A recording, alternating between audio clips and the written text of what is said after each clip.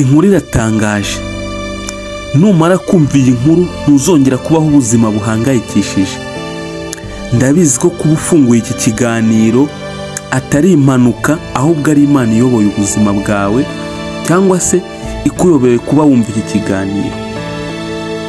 Abantu twizera Imana, tukizera Bibiliya, tuvuga ko nta kintu na kimwe kitubaho Imana itakizi. Ibyiza bitubaho, ibibi, ibibabaje, ibishimishije, ibyago cyangwa amakuba cyangwa ibirori, byose tuvuga ko Imana ibizi. Byageze ku rwego rw'uko tubyitirira n'abana bacu. Bizi Imana, bikora Imana, niyo ibikora, ndetse n'andi mazina menshi agaragaza ko ibintu biba byatubayeho Imana ibibizi. Ese mu by'ukuri ni iki gitandukanya ibintu biba byakubayeho Imana ibizi n'ibikubaho Imana itabizi cyangwa se itabigizemo uruhare? Kubera iki hari abantu babaho ibintu ukavuga ngo ni umwaku cyangwa ni Satani yabagendereye, abandi ibintu byababaho tuvuga ngo ibi bintu Imana yari ibizi? Hari igihe bijya bibaho ugasanga umuntu yagize ikibazo ariko ugasanga niyo mahirwe ye, undi ugasanga yagize amahirwe ariko ari byo bibazo bye. Ese ni iki kizakwereka ko ibintu byakubayeho byari umugambi w'Imana cyangwa byari ubushake bw'Imana? Iyi nkuru iraza gushyira ubuzima bwawe ku rwego rwo hejuru cyangwa se irindi tafari ryiyongere ku buzima bwawe. Nye tugiye kubana muri iki kiganiro nitwa Papa Legacy, nguhaye ikaze. Abagabo babiri bari inshuti, umwe yitwa Bondo, undi yitwa Servo. Barababaji bakora imirimo yo gusatura imbaho zo mu ishyamba, ariko rimwe na rimwe bakabajya banyuzamo bagakora n'ibikoresho bisanzwe biba mu bubaji. Iyo babaga bari mu kazi babaga basabana, bahuje urugwiro, ubona koko mu by'ukuri ko bishimiye akazi ndetse ko bahuje umutima, ko ari inshuti magara kandi ko bakunda ibyo bakora. Iyo babaga bajya mu kazi bazaga baganira batera story mu nzira, mu by'ukuri ku buryo wabonaga bameze nk'abantu bavukana. Nubwo ari uko bimeze, ba bagabo ntaho bari bahuriye mu bijyanye n'isano. Bari barahuriye mu kazi bibera inshuti, nk'uko nawe hashobora kuba hari umuntu muri kubana ubu ngubu mutavukana, mutaziranye, ahubwo kubera akazi ariko mukaba mwarabaye inshuti birenze n'abavandimwe. Ubuzima bwarakomeje hagati ya Servo na Bondo. Umunsi umwe bari mu kazi muri bya bikoresho byabo by'ububaji bagendaga bakoresha, Servo igikoresho kimwe cyaje kumucika gitema cyangwa se gikata urutoki Bondo. Bondo ku bubabare bwinshi, amarira menshi, amaraso menshi adudubiza, yaje kuvuga ati sinarinzi ko igihe cyose tumaranye wankora ibintu nk'ibi. Kuko atari yitegereje neza n'ububabare yari afite, yumvaga ko Servo amuciye urutoki cyangwa se icyo gikosa kibaye Servo yakigizemo uruhare cyangwa se ko yabishakaga. Niko Bondo kuvuga ngo ibi bintu nkoze n'ukuntu nakwizeraga nanjye nzakwishyura. Servo nawe ati mbabarira, ngusabye imbabazi, ibi bintu nta ruhare nabigizemo, nta nubwo nabishakaga, ndakwingiza inshuti yanjye, ibi bintu byidutandukanye. Bondo aravuga ati reka mubabarire n'ubundi kuko tukiri gukorana, ariko n'ubundi ni wahandi nanjye nzihorera. Baje gukomeza akazi gasanzwe, barongera baba inshuti nk'uko bisanzwe. Igihe kirashira ikindi kikaza. Umuntu wababonaga yabonaga ko mu by'ukuri barongeye gusubirana umubano wabo wa mbere, akabona ko urugwiro rwagarutse, ariko mu mutima wa Bondo hari hakirimo akantu kuko Servo yamuciye urutoki, cyane cyane ko yakoreshaga intoki cyane. Umunsi ku munsi yabaga abona ahantu urutoki rwavuye, akavuga ati amaherezo nanjye nzihorera. Nyuma y'imyaka 2 bakora, barimo bagendagenda bari mu ishyamba, bagenda barambagiza bareba ibiti bazabaza, cyangwa se bazasaturamo imbaho, aho byabafashe amasaha arenga 6 bari mu ishyamba.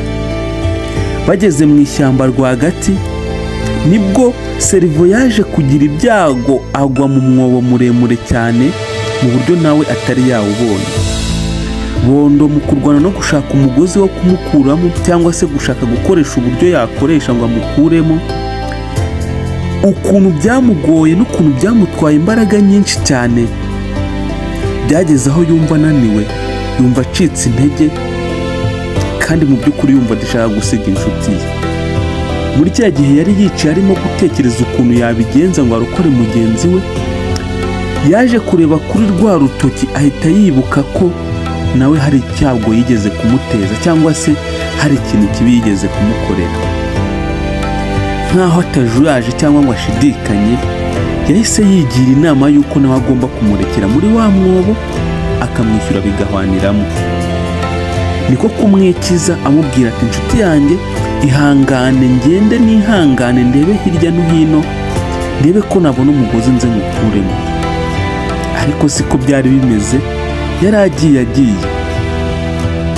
Nubwo yari abikoze mu buryo bwa bucece, ariko mu mutima we yari azi ko intego yiwe ayigezeho. Uko yakomeje yirukanka agenda yitahira avuga ati, sindi buze gusubiza naho twanyuze hatagira n'umbona akazamumbaza. Yaje kugwa ku bantu benshi bari bari mu ishyamba, bari bamaze ukwezi kose baterekera ariko barabuze igitambo. Abantu batazi ibyo guterekera nabyo tuzabivugaho kugira ngo abana batoya cyangwa abantu bari kuvuka ubu ngubu bazabimenye. Tubivuzeho gatoya, guterekera ni ibintu abakera bakoraga aho babaga basenga imana za kera. Naho bajyaga mu ishyamba bagasenga bakiyambaza imana zabo z'icyo gihe, ariko hakaba hari ibitambo bazishyiriye. Ibyo bitambo byabaga birimo nk'amatungo n'ibindi. Uyu mugabo kubagwaho yarikanze, babandi nabo bashidukira hejuru barebye baramubonye, no kumwenyura kwinshi cyane n'ibyishimo byinshi cyane bati, tubonye igitambo. Atahari Imana yacu yumvishe gusenga kwacu, ukwezi kose tumaze ntabwo ari ukubusa. Barishimye, baraseka, baramwenyura, niko gufata wa mugabo bamwegeza hagati yabo. Nyuma yo kumwegeza hagati yabo, barambuye ibiganza bashima Imana ati, Mana ushimwe kuko wumvisha amasengesho yacu, ukaba utwoherereje igitambo twari tumaze ukwezi kose dusengera. Baramwambuye, baramwoza, muri make bitegura kumutamba. Umukuru wabo ati, mwenyegeze umuriro cyangwa se igicaniro, kuko Imana uyu munsi yumvishe gusenga kwacu, ndetse ukwezi kose tumaze kukaba kutarapfuye ubusa. Uyu munsi tukaba turi bubashe gusubira ku macumbi, kandi ibyo twasabye Imana yabiduhaye. Yaje kubwira abatware bashinzwe gutunganya no gutegura ibitambo by'Imana zabo ati, mugenzure neza ko nta busembwa gifite cyangwa se ubundi buziranenge bushobora gutuma Imana itishimira igitambo cyacu. Baragenzuye neza wa mugabo, barareba umubiri wose kuva hasi ku manono kugera ku mutwe, babona nta kibazo afite. Ariko mu kwitegereza neza baje gusanga Bondo yaracitse urutoki rumwe. Mu mategeko yabo cyangwa se y'icyo gihe yavugaga ko Imana iba igomba gutambirwa ikintu kimeze neza, cyujuje ibintu byose, cyujuje ingingo zose. Kuba Bondo yaracitse urutoki cyahise kiba ikimenyetso cy'ubusembwa gikomeye cy'uko Imana itari kumwemera, kandi mu by'ukuri atujuje ubuziranenge cyangwa se ko yari afite ubusembwa. Barababaye cyane, niko kumujugunya no kumurekura ati, ihute ugende uva aha ngaha. Umugabo kwiruhutsa, yirukanka nta n'imyenda yambaye, niko kwirukanka agenda yiruka yahagira, aruhukira kuri wa mwobo. ikintu cya mbere yakoze, yafashe umugozi akuramo Serivo. Akimugeza hejuru, Serivo atungurwa no kubona mugenzi we yambaye ubusa. Niko kwikuramo umupira wo hejuru arawumuha arawukenyera. Bafata urugendo bose berekera imuhira. Bakigera imuhira baricaye baraganira, hanyuma ubundi atangira kumubwira inkuru yose y'ibyamubayeho. Yarakomeje ati, iyo tutaza kuba twazanye hano ngo wowe utakare mu mwobo, cyangwa se iyo uza kuba utagize ikibazo cyo kugwa muri uyu mwobo, baba bagutambye. Ikintu cyatumye ntaba igitambo ni uko nari mfite intoki zituzuye. Bisobanuye ko iyo tuba twagendanaga utaguye muri uyu mwobo, iyo basanga ngiye mfite ubusembwa cyangwa mfite inenge, niweho bari gutamba.